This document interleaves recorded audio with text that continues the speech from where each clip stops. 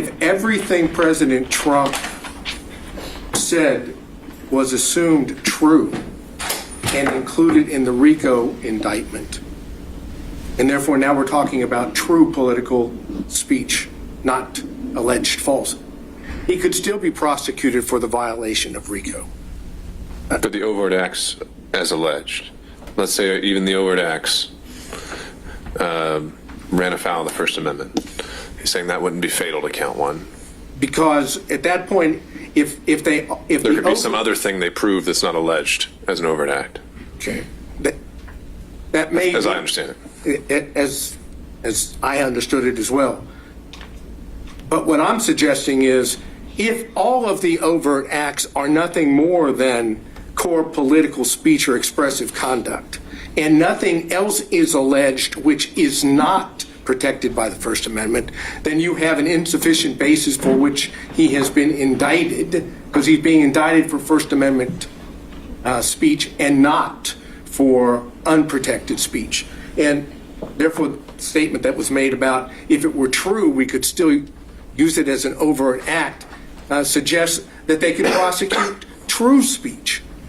Which is what we're trying to get to here. It's the nature of the speech, the political speech, the heightened value of such, which gets this situation different than others, and the fact that it comes from then President of the United States.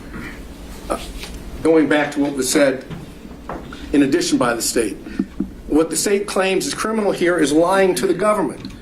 That's what it said. That's the exact reason why in several of the Supreme Court cases, it's been found to be protected speech because it deals with the government, and falsity in the sense of communication with or to the government is best dealt with through true speech, not through prosecutions, because prosecutions chill speech. And when it comes to political core speech, what you don't want is chilled. Fortunately, I have a co-counsel that's able to pull things up and help me inform the court until the computer shuts down. And looking at what Haley says, just to give you an idea of how the Georgia court, the Supreme Court, might look at this. There's a quote from Haley, and it says, "While there is no constitutional value in false statements of fact, such erroneous statements are nevertheless inevitable in free debate, and punishment of error runs the risk of inducing a cautious and restrictive exercise of the constitutionally guaranteed freedoms of speech and press. Accordingly, the First Amendment requires that we protect some falsehood in order to protect speech that matters." And I think that's what we're talking about here. To end this, and again, we're focusing on President Trump's conduct at the time that he, in fact, is the head of the executive branch.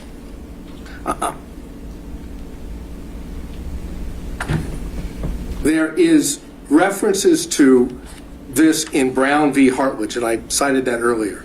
A well-publicized yet bogus complaint on election eve raises the concerns that you may have some impact that would affect an election. But the preferred First Amendment remedy of more speech, not enforced silence, has special force. Underlying our dependence upon more speech is the presupposition the right conclusions are more likely to be gathered out of a multitude of tongues than through any kind of authoritative selection. To many, this is and always will be folly, but we have staked upon it all. And for speech concerning public affairs is more than self-expression, it is the essence of self-government. And that comes from Garrison v. Louisiana, which is cited also in Alvarez. Bottom line here is this. But for protected First Amendment speech, President Trump would not be charged in RICO or the other counts. Take out the protected speech, and you don't have an underlying basis for which to charge him. And since that violates the Constitution as applied to the charges here and his speech here and his position here, this is ripe for a constitutional challenge. One step further. If it's not ripe now, and we get into intent, when does the court determine that? Do you determine that after we have a trial? I think it would be the directed verdict stage. Well, right? would it? Given That's a with all- sufficiency of evidence. With all inferences, in favor of the state. That's a whole question. I mean, do we go through the whole trial? God forbid there should be a conviction, and then we go back to try and determine as applied?